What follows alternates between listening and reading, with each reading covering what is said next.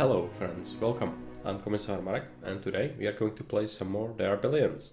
Today's plan is going to be to beat the hero mission, the weapons factory, then use our research to unlock new technologies, and then beat the first swarm mission of the campaign, after which we are gonna go to the mission of Coast of Bones.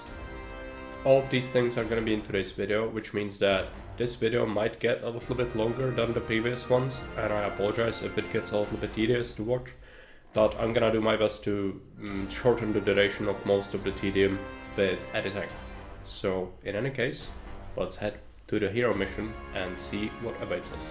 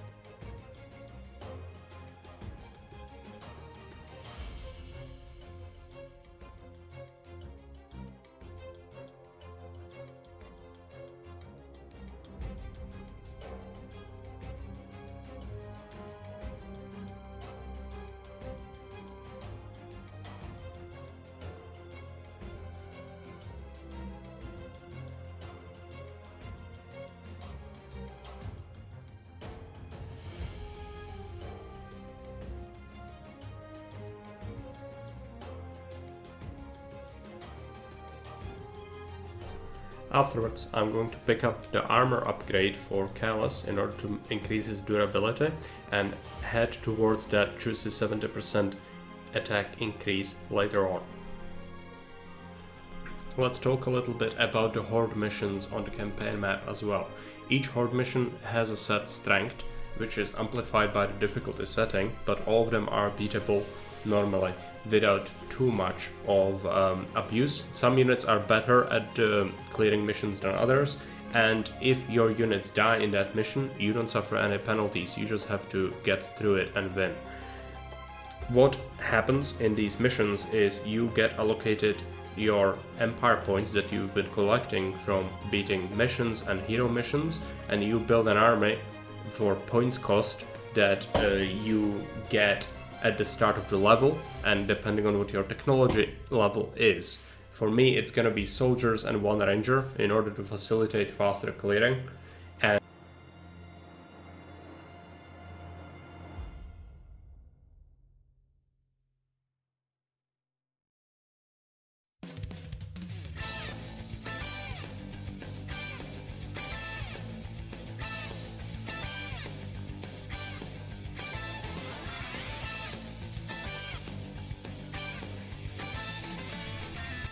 after we are done clearing out the horde, let's talk a little bit about research and assign our points.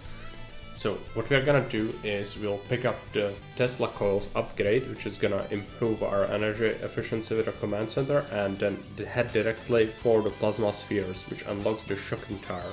This will be instrumental in order to beat this difficulty, as most of the missions from this point on will rely on you having this in order to clear it. At least that's how I play and how I use it. Without it, it is extremely tedious to get through it. I'm also going to pick up logistics and gold transportation, which is effectively going to boost our early game income substantially. If we do a little bit of a math for the upgrades we just did for our economy, the gold transportation will grant you 200 gold with each train, which means at each day at 12 o'clock you get 200 extra free gold. For early game especially, this upgrade is very good, as it will effectively give you plus 50 gold to each of your income cycle if you think about it, because you have 4 income cycles per day. So if you get 200 once per day, that means that every income you have is effectively boosted. Plus the logistics itself gives you small boost to your command center income as well. And combined, this will mean that we can now alter our build order on most of the missions, where we can be more greedy and push out more fishermen and hunters earlier to facilitate more tents earlier, resulting in sort of a snowball effect where our economy is just overall much better than it was before. I would advise not to invest into wooden defenses. I will highlight this on the screen right now. This is a noob trap. As with the research tree, this is basically you invest into this and you cannot reset it ever. And the later your campaign goes, the worse these early upgrades become, the defensive ones, because you will never end up using the wooden towers and walls anymore, at least not much. So what happens with those is they are perfectly serviceable as they are. You don't need to improve them. You will lock yourself out of having towers, wooden towers that is, and spikes, the wooden spikes. But that's not necessary. You can still unlock stone towers and the steel spikes later. So this leads nowhere. It's a dead end, and it's just a noob trap. As I said, you invest precious research into something that's actually not required, and you don't need this. You will be much better off investing into your economy. At least that's how I like to play, and flexible defense allows for much better handling of these things, which then leads to not over-reliance on wooden defenses, because as I told you before, if enemies start knocking on the walls, it causes much more noise than if a unit is shooting or things like that, and so that will very quickly snowball and the enemies will rush your base if that happens on most maps that are crowded. And on 800%, most maps are very crowded with enemies. So just as a tip, don't invest into this path, it's absolutely a noob trap. You will thank me later. Now let us take a look at the command center, where we'll overview the map coming ahead. This is Coast of Bones, and we have invasion points on the left and on the right sides, And otherwise, if you clear the map, you have a very safe base and plenty of farming and free space to expand into in the north and along the coast.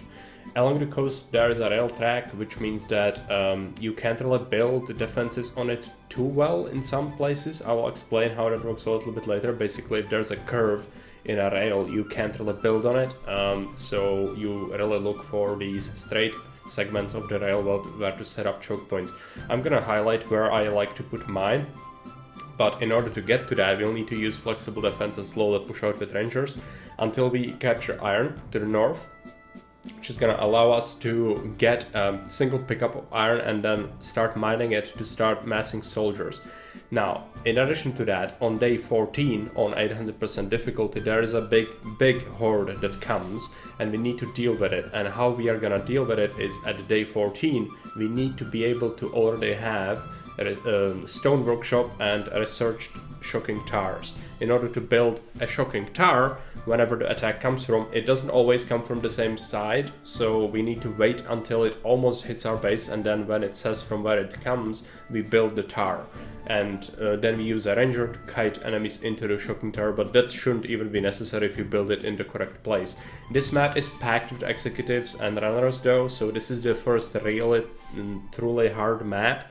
Soldiers can still clear really effectively. If you get a squad of 20 to 30 soldiers, they'll be able to just go to absolute town on these enemies that swarm the map. There are some infested dwellings as well. But overall, clearing this one is essential and pretty simple, and I plan to do it rather quickly so that we can have a very robust solid defense for the end. And I'm also gonna exceed the limit of population that the game sets. For 800 population, we'll go over 1100 on this one.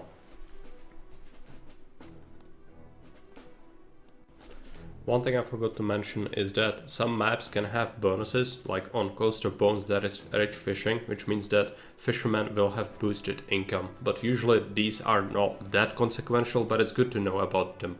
In any case, we are gonna start with our usual setup, as our initial money is still the same, but our income is boosted, so our expansion is gonna look a little bit different, but otherwise we'll take our 4 starting rangers and start clearing the stone. And after that is set up, we'll start setting them up in other choke points in order to secure our base. And then we will expand towards the stone to set up a soldier center, as I mentioned previously. Then we will expand northwards in order to get to the iron. Once we get the iron, even the pickup, we'll start recruiting soldiers. I really do not want to make too many rangers, as they are really not that good.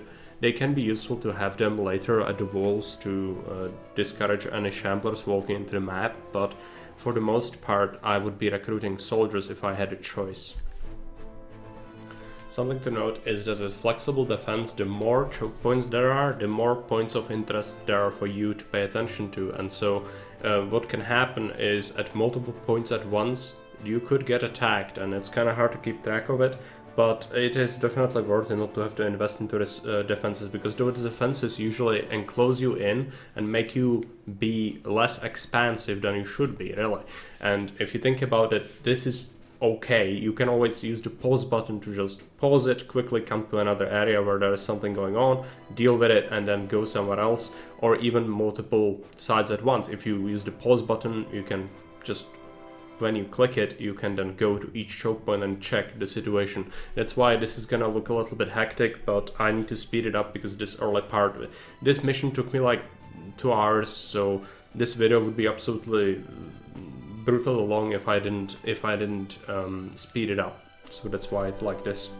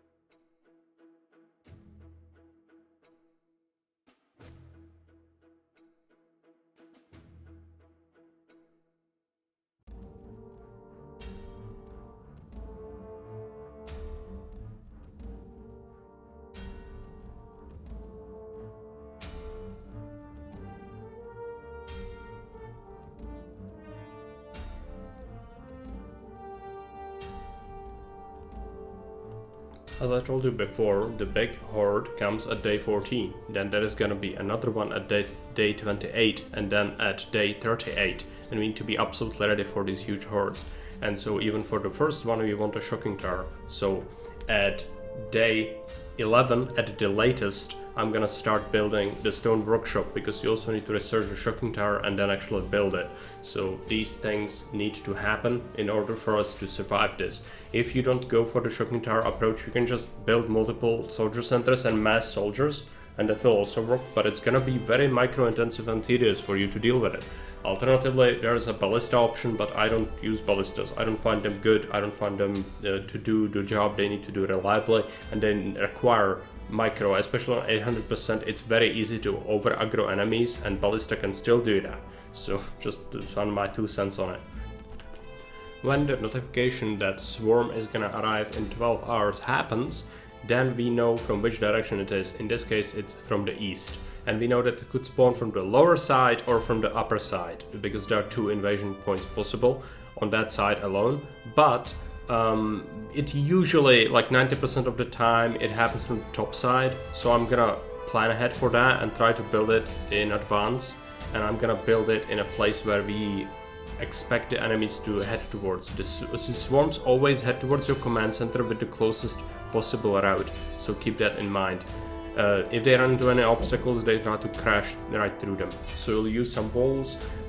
In regards to this, shocking tower also emits noise when it fires, and so what we want to do is pull back our flexible defense in the north a little bit. I've stationed some soldiers around there as a back line, because we will need to defend this upper portion of our base, as when the horde is being dispatched, it's gonna cause a lot of noise, and other runners from the map will come to the north side, and so we need to make sure that we have some defense in place. And I ended up losing a couple of rangers throughout that fight from all the reinforcing enemies that came, but it was well worth it. I lost like 2 or 3 rangers and all the soldiers survived, and after that we just quickly used the soldier squad to start clearing the map and establish our proper choke points, because this is not gonna be for long. The shocking tower I had to build for this swarm was just for it, not necessarily where it's gonna remain forever.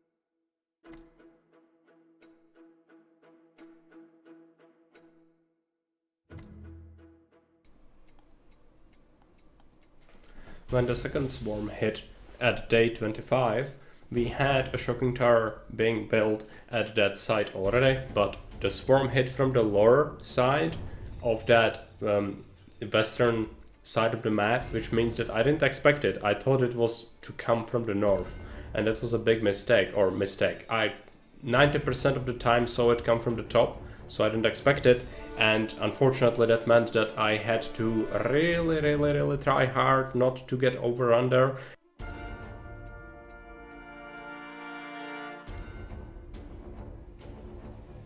And we just barely pulled it off, which was an amazing feeling, but well, it was really scary, and this could have easily caused a first restart of this campaign.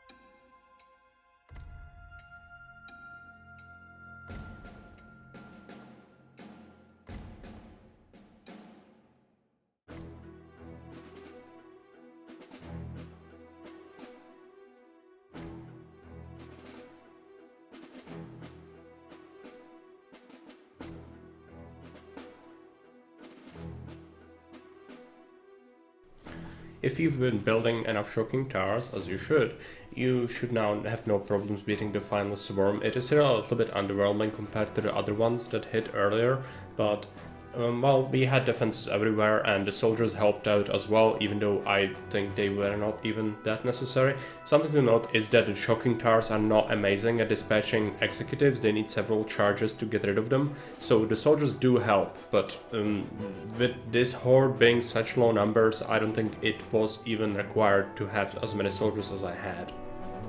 After the mission is done, we get the message from the Emperor, and next time we will be playing Cape Storm. Welcome, my general. After 1 year of campaigning, we have the first 4 colonies thriving in the wild. A promising start. But don't let that go to your head. The lands surrounding the Great Crater have always been the safest ones.